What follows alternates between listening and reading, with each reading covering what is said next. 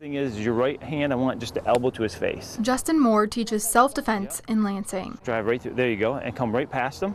He says it doesn't matter how strong you may be. Or he's going to start to drag her. Instead, it's what you decide to do in that moment. Run or fight back. I go towards his groin and he moves. So that changes his thought process from thinking about attacking me to, oh, something just came at me. Moore says by fighting back, it can surprise an attacker, giving a victim the seconds they need to get away. However, there is a strategy behind it. First thing she's going to do is secure that and move and turn towards him. He shows us what to do if attacked from behind. Going to strike to change his thought process, and then she's going to continue striking until he is away from her or can move back away from her. Then there's the bear hug. The heel to the groin.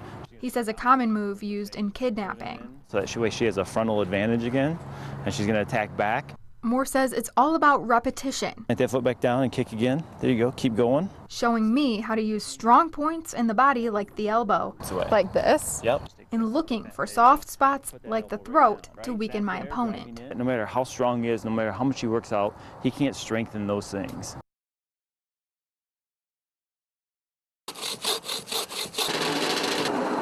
It's a familiar process, picking out that perfect Christmas tree, a job Mel Kelling knows all too well.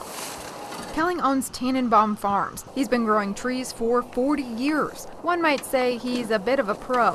It grew this much last year. That's how much we allowed it to grow, about 11 inches. He says the farm grows more than 80,000 trees, each one unique, even if planted at the same time. Somehow this tree didn't get the word to be a big boy real quick, where this guy said, give me room and let me go.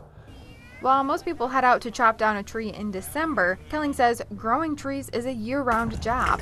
Cutting stumps in March, planting 7,000 trees in April, trimming them in August. You can see a couple of little cuts in here on the outside. And that's not even what he calls his busy season. We'll then ask them, would you like to have me work on the bottom? And they say, most of them, yes.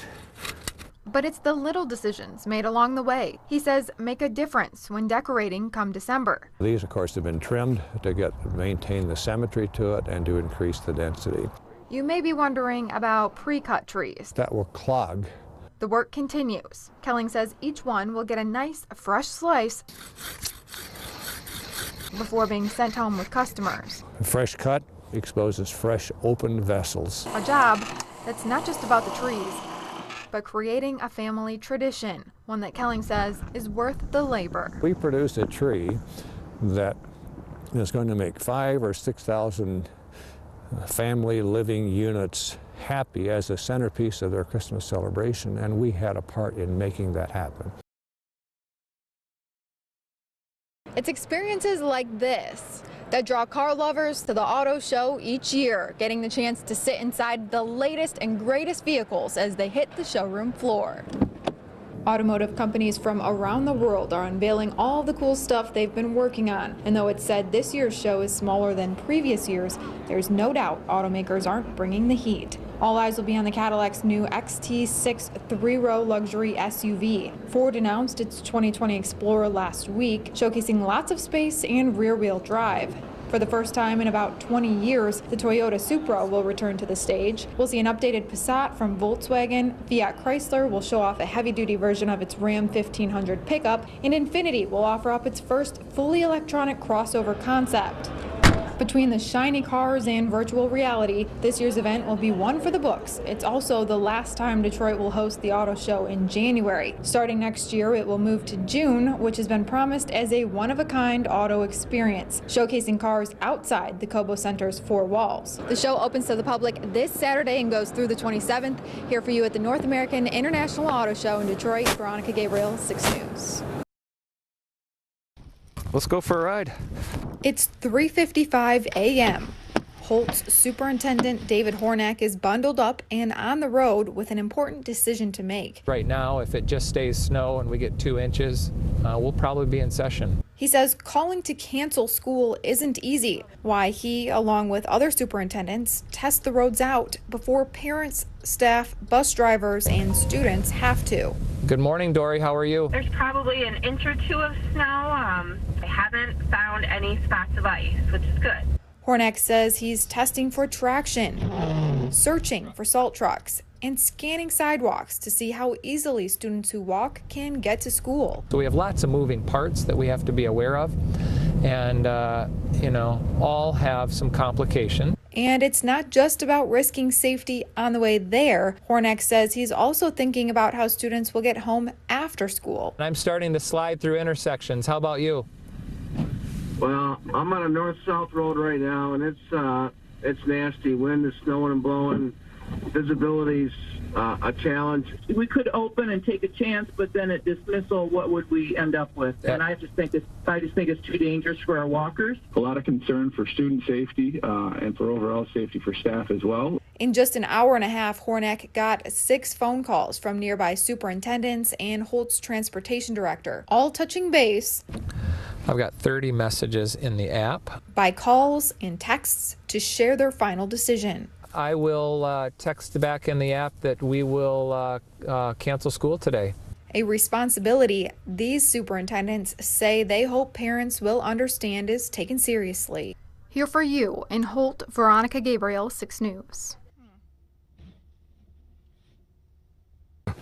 We keep all kinds of comics, so here's Archie.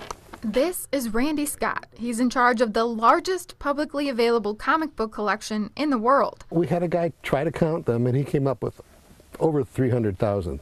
The art is housed alphabetically on shelves in boxes in the basement of MSU's library. The colorful comics are wrapped carefully to preserve them as long as possible. These are on such cheap old paper that there was acid in them when they were made. And any kind of moisture and light speeds up the deterioration of the paper. But it's not just the work of famous comic strip artists like Bob Montana and John Buscema whose art you'll find protected here. I'll find my spine. I see it right here. Names like Para Lowe line the shelves as well. Hand watercolored, hand screen printed, hand embossed. I did a lot to this cover. Lowe is a senior at MSU. Yeah. This is my second comic that I did. She took advantage of the university's comic art and graphic novels minor taught by Ryan Clater, where students learn to create their own comics and sell them. I've had music students, game design students, grad students, undergrads. It's really across the board. Clater says the minor mixes art and literature classes, telling me many of his students have went on to work at top comic book companies and places like Cartoon Network. But no matter how successful, many of those first drawings stay right here. They have a signing party over at the comic book store across the street, and I go over there and buy them. Becoming part of this famous collection, available for anyone to check out. It's exciting for them and for me because, we have now, another dozen comic books that no other library in the world will ever have.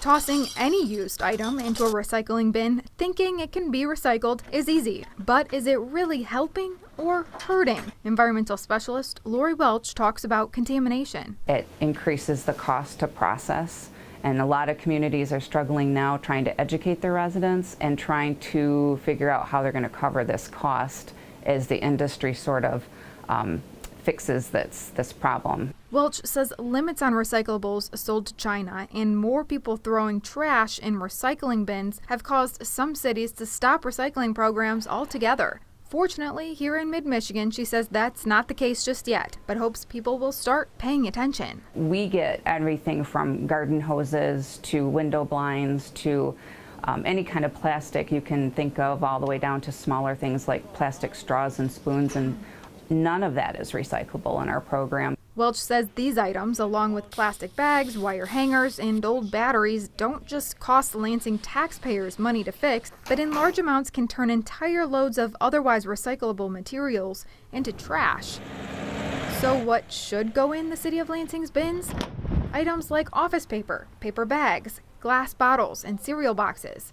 When done right, she says it can help reduce pollution, contribute to clean water, and reduce reliance on landfills. A tin can power a TV for over 3 hours with the energy savings that it takes that you get from recycling that can. And so if we each do our part, it definitely contributes to that.